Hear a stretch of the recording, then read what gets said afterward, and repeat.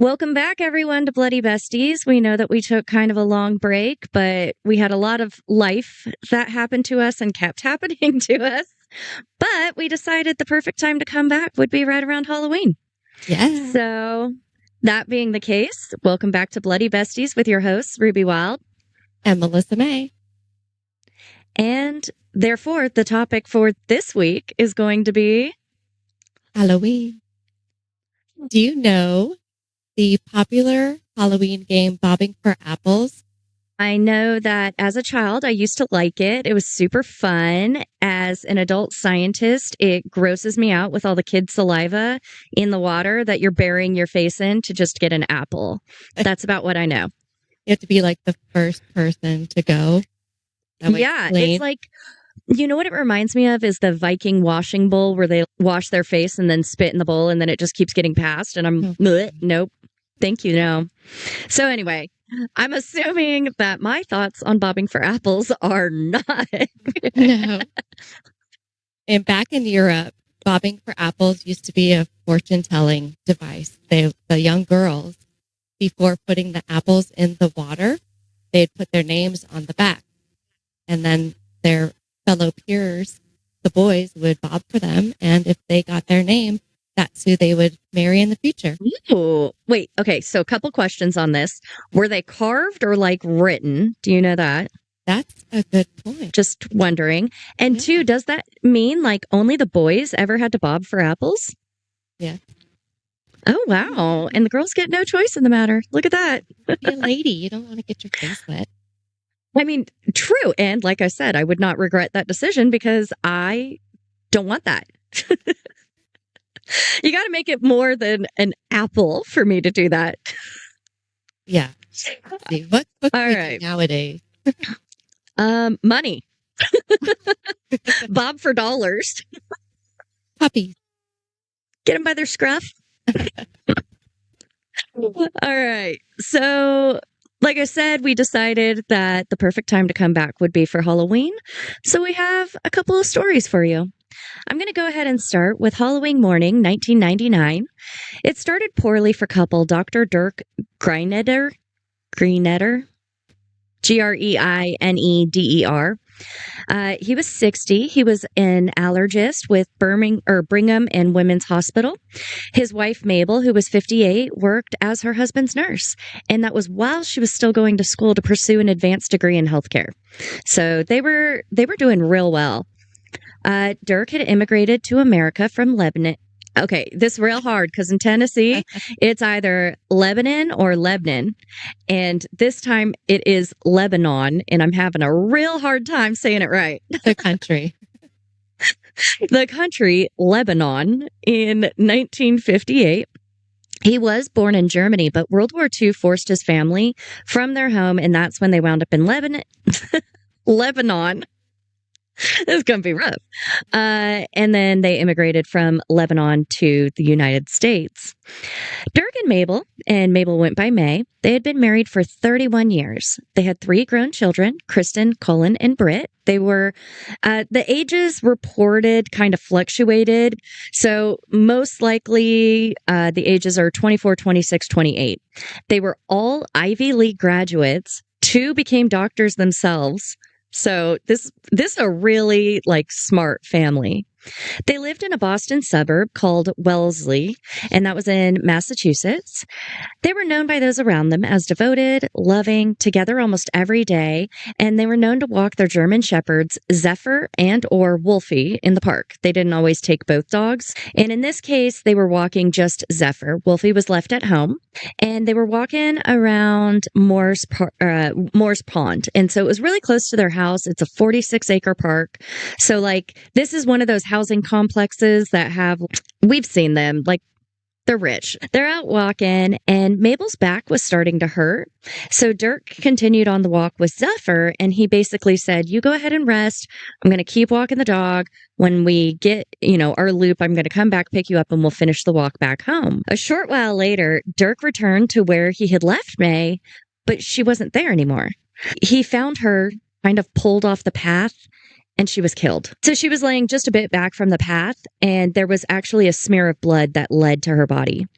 He ran to his van to call 911, because keep in mind, this is 1999, so not everybody had cell phones, but he did have, I believe, the center console. Yeah. Yeah. He was rich.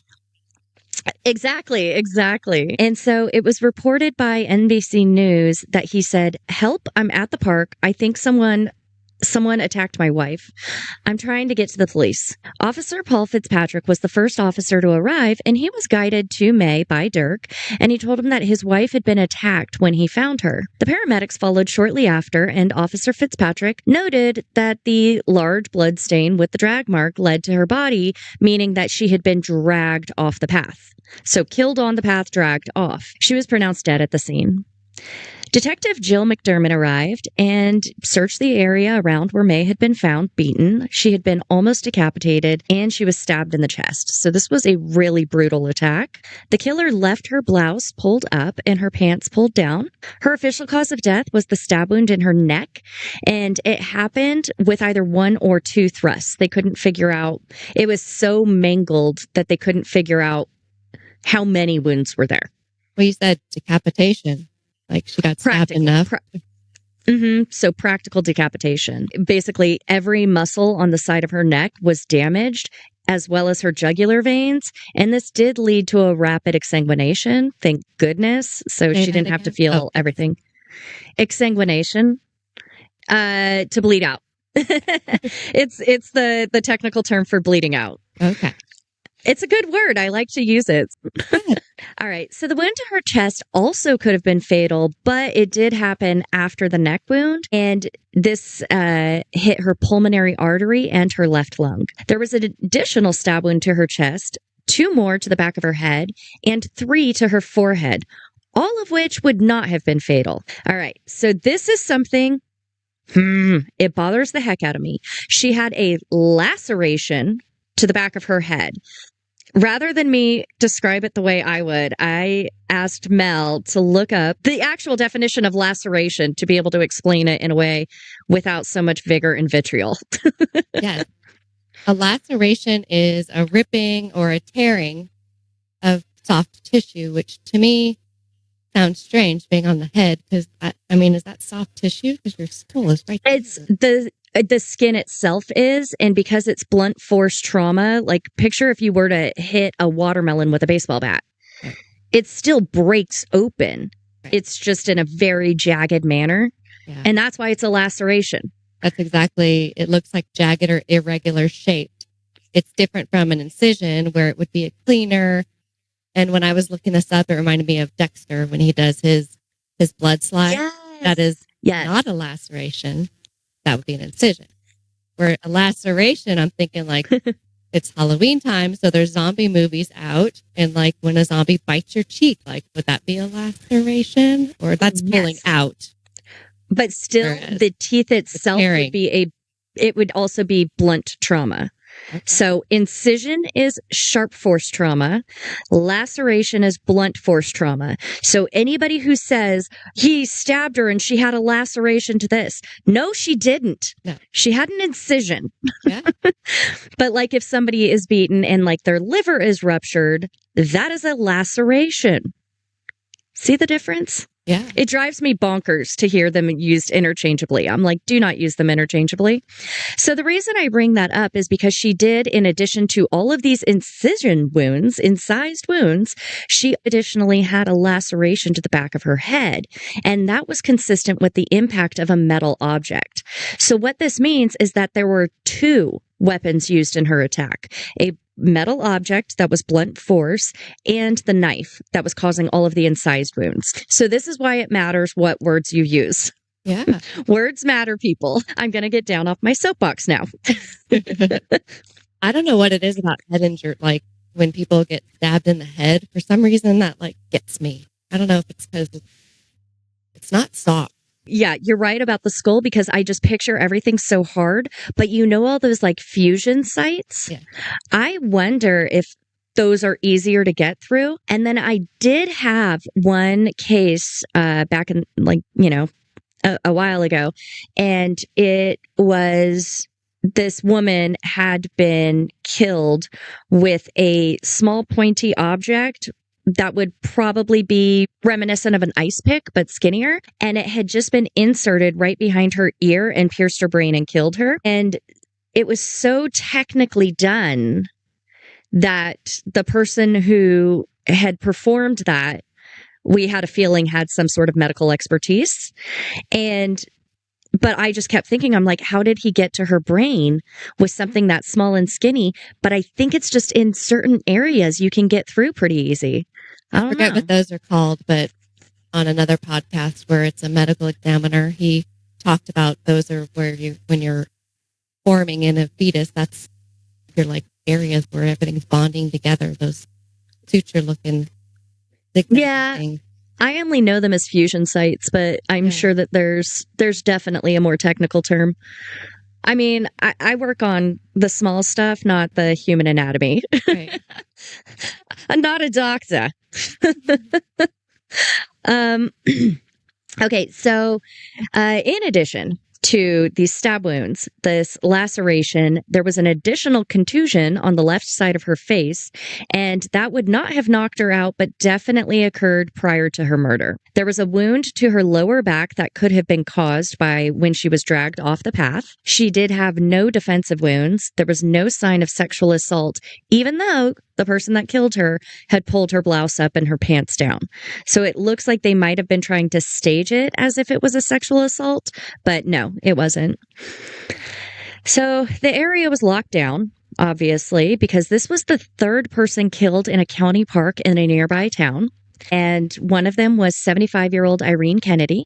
She was an artist, and she was killed the previous December while walking through Bird Park with her husband. Their normal routine was that her husband would rest. So just like what was happening here, he would stay behind to rest. She would finish walking. She would come back, meet up with him, and then they would take off. But this time it was the one who left that never came back. When police arrived, they found that she had been murdered and sexually mutilated.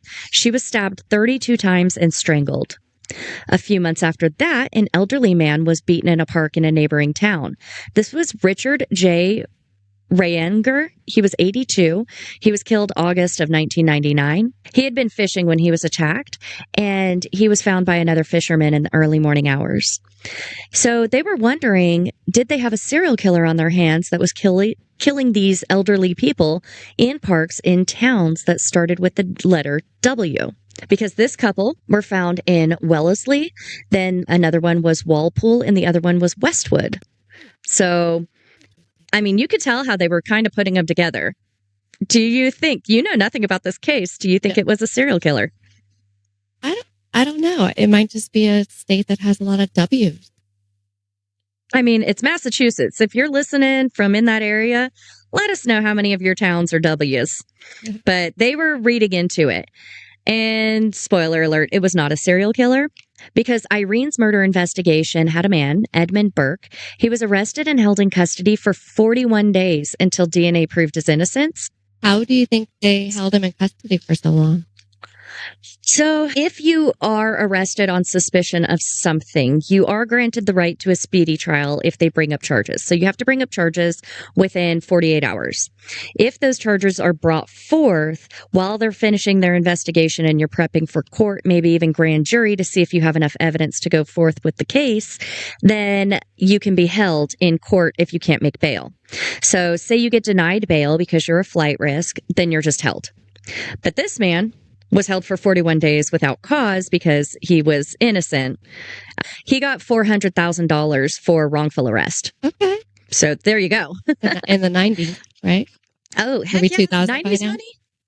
money? Nope, this is still 90s. Okay. So late 90s, 1999. So the DNA that they had is because the killer had actually bit both of Irene's breasts. And so they had recovered the saliva, but it took 4 years before her real killer was caught. And that's when Martin Guy, he had his DNA entered into CODIS. They connected, and Martin was in the system for stabbing Christopher Payne, who was his neighbor. So Christopher Payne was stabbed to death in 1999. Then 4 years later, the connection happened through CODIS, and it was found out that Martin Guy was the one who killed Irene. So in 2006, he was found guilty of first-degree murder, and he was sentenced to life in prison without the possibility of parole. And then remember that second murder, Richard, the fisherman, his murder still has never been solved. Definitely not a serial killer. So we have to keep moving on. So step one in Mabel's case was to search the area for physical evidence. And in the nearby woods, there were Ziploc bags, a loaf pan, lighter fluid for lighters, and some disposable gloves. Then a little bit further away, there was a plastic bag found under some debris.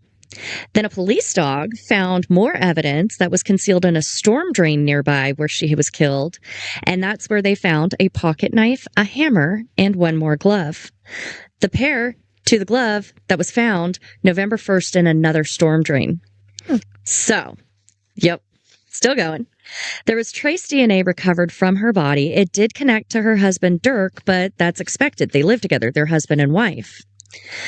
Dirk was, of course, questioned, and you know that he's an allergist, so he's a doctor. He said that when he found his wife, he checked her vitals. He then also tried to lift her up, and then he discovered that when he couldn't help her, he ran to the main road to try and get help finding a jogger and a dog walker. No one had a phone on them. So it was then that he ran to the van because he knew that he left his cell phone. It keeps getting used interchangeably, car phone or cell phone. And it was there that he called 911. The paramedic that arrived, he told them that Mabel had thrown her back out throwing the ball to Zephyr. That's why she was resting. Officer Fitzpatrick asked him what happened, and Dirk said that her back hurt because she tripped on something and tweaked it. So already his story is like getting some wibbly wobblies. Then Sergeant Peter Nahas asked him what happened. He noticed the blood on Dirk's jacket and shoes, but he didn't have any on his hands. He did have 2 minor scratches on his neck. He repeated the story this time of throwing the ball, that Mabel threw the ball and hurt her back.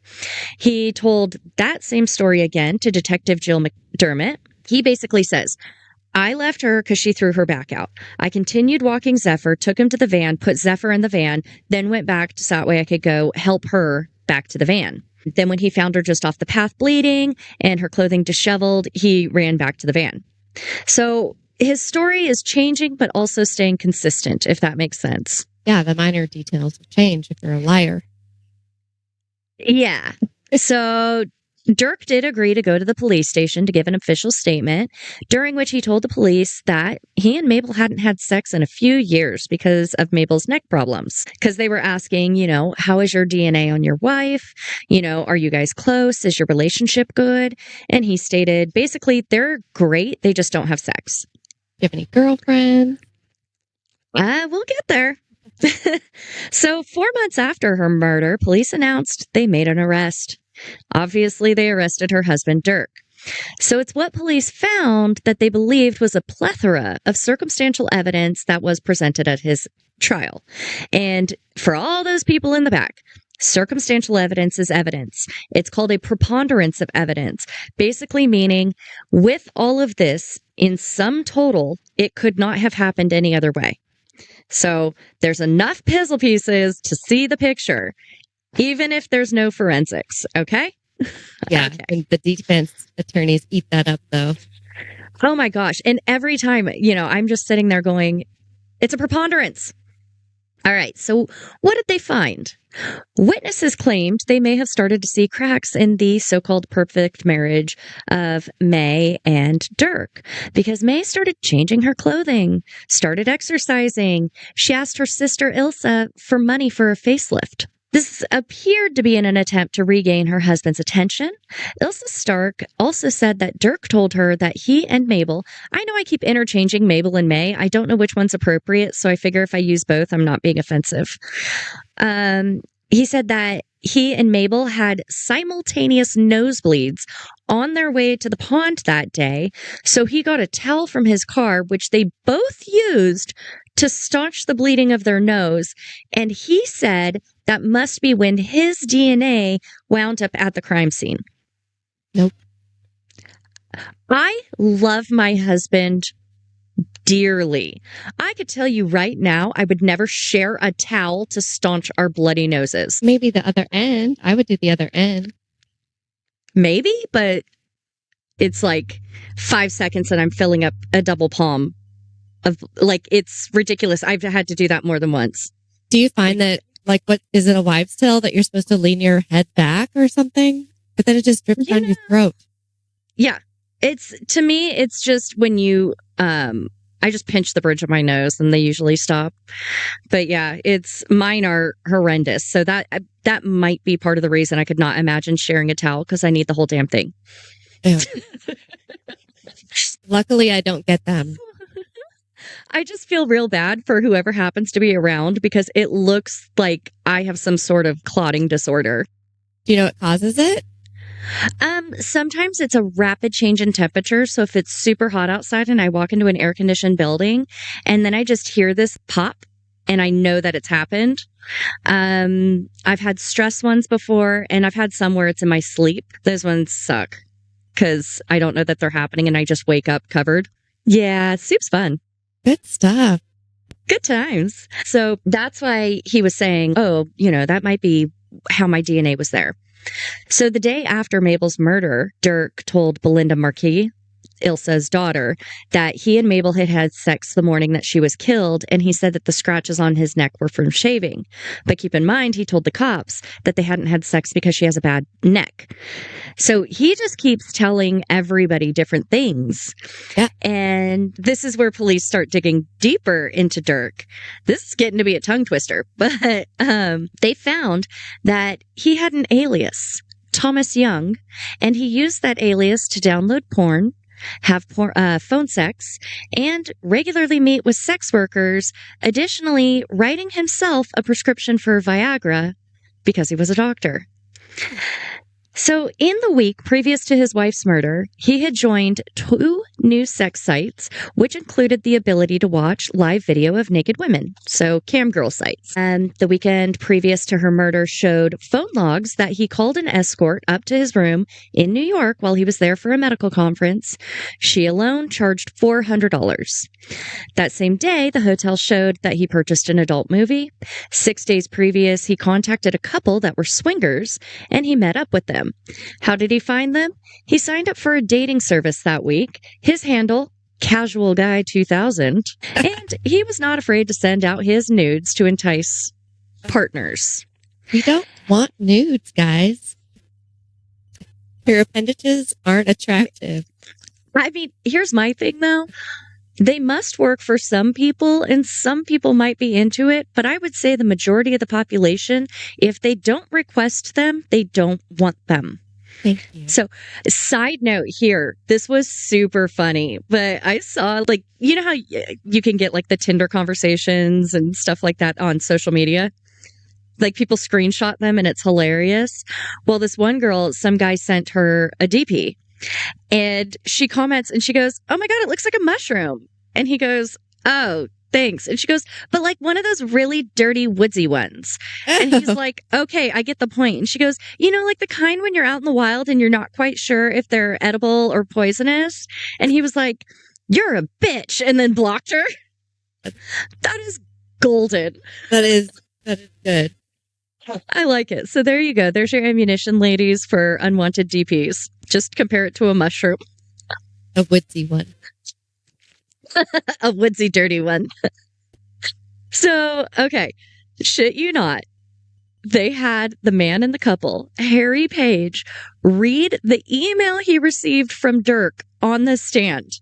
So imagine having to read. I've had to say some sketchy things in front of juries. And when I say sketchy, I mean like having to talk to somebody who could have been my grandpa's age leaning on a cane about vaginal secretions and external vaginal secretions and where you find them. So that's already kind of rough. The email from Dirk.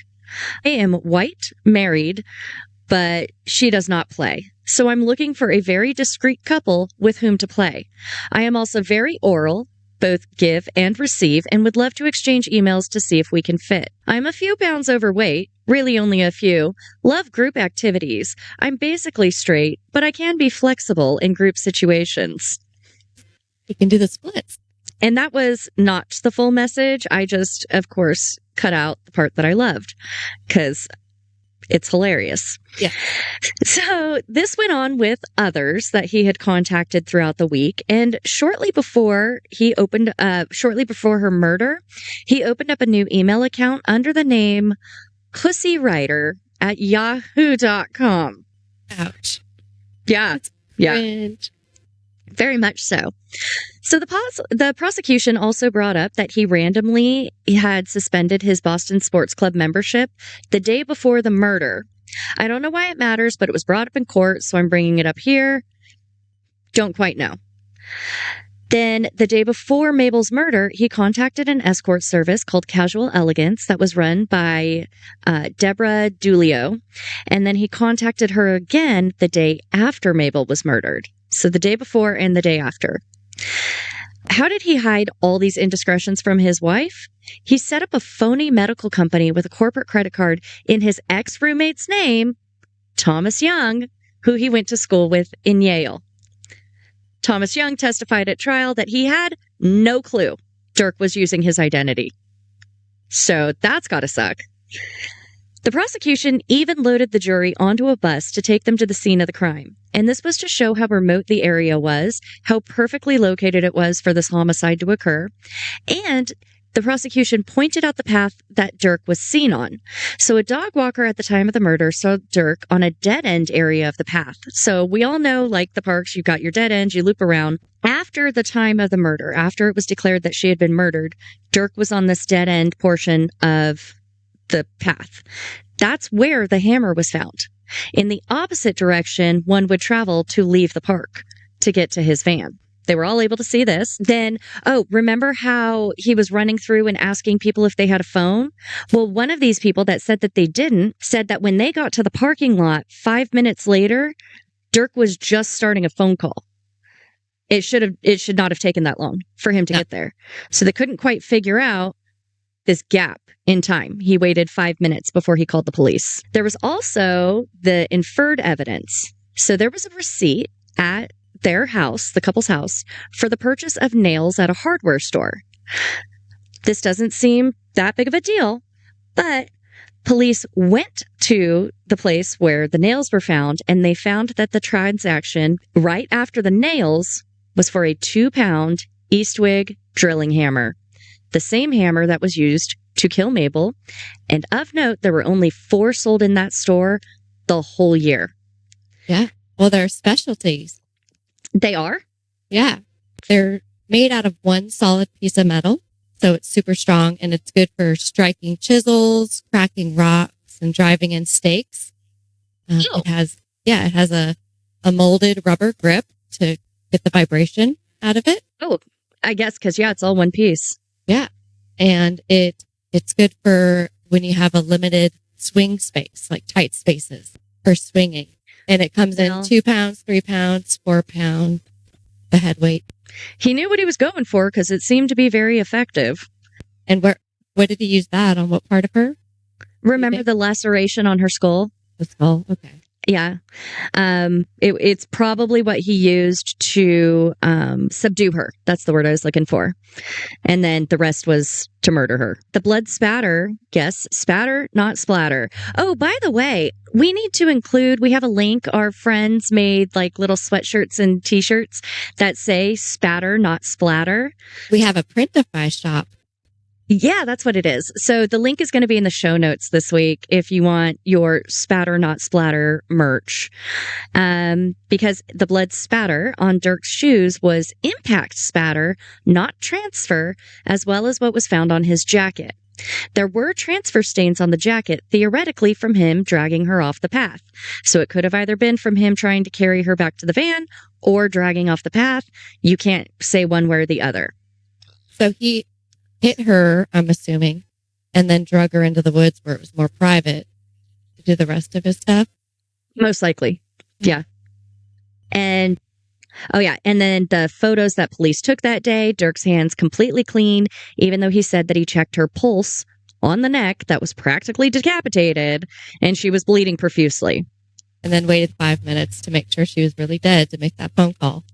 Exactly. So, by the way, impact spatter and transfer spatter. Transfer would be swipes, or like if you lean, just picture paint when I'm talking about this. Either you rub your hand across paint and it gets onto your hand, or you have paint on your hand and you rub it on a wall, the paint winds up on the wall. Impact would be if I were to take my brush of paint and flick it at you. Or like if you were to sneeze on a friend, would that be impact? My gosh. Okay. Impact spatter. Okay, she brings this up because literally 2 nights ago at a party, we were doing a group photo. My birthday. Yeah, happy birthday. And we're doing a group photo and we have our arms all around each other and I immediately have to sneeze. So I go to turn my head so I'm not sneezing on everybody in the group and I wound up sneezing directly on the neck and side of the face of our mutual friend. And we're talking close quarters sneeze. I was mortified. She was a good sport about it though. Yeah. Oh my gosh, I love her. But yeah, it was... it's going to be the event that never dies in our friend group. All right. Yes, that would be a good example of impact. That would be high velocity impact. Yeah. All right. So with all of this that's happening, even though it was largely circumstantial, it did lead to him being found guilty on June 29th, 2001, and he was given the mandatory life sentence without the possibility of parole. In 2009 through 2010, he appealed his conviction on 9 grounds, including one that's actually really interesting involving the United States Sixth Amendment Confrontation Clause. Those of you that are not familiar with the United States Constitution, I had Mel give a little research, a little goog into this Confrontation Clause. Yes, and I am going to actually read it, so bear with me. I am not going to memorize this. In simple terms, it gives the people that are accused of the crime the rights during the trial, including the right to a speedy trial and a public trial, an impartial jury, and a lawyer. It also guarantees the right to know the charges against you, to confront the witnesses against you, and call your own witnesses.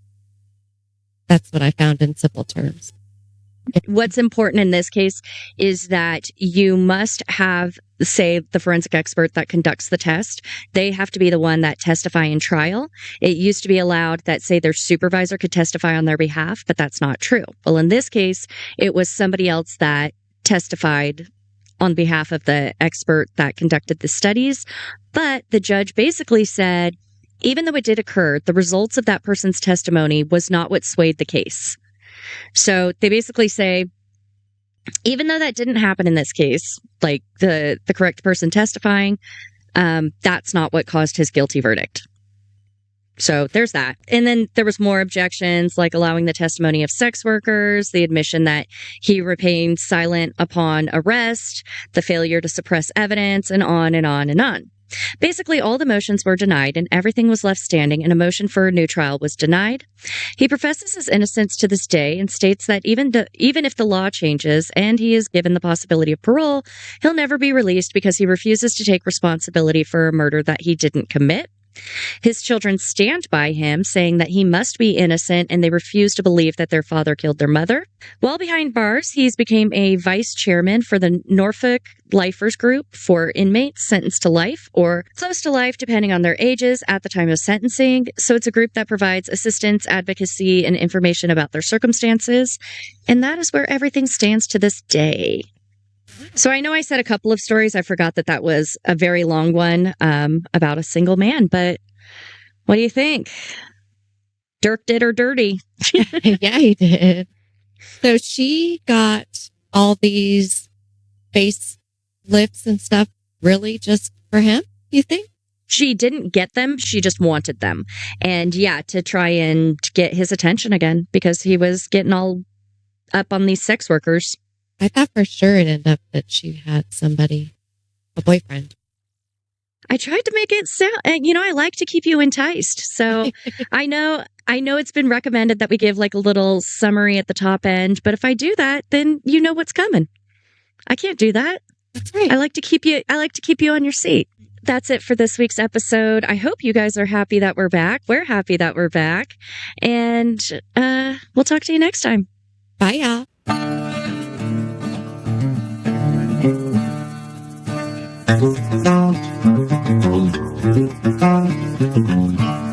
Thank you.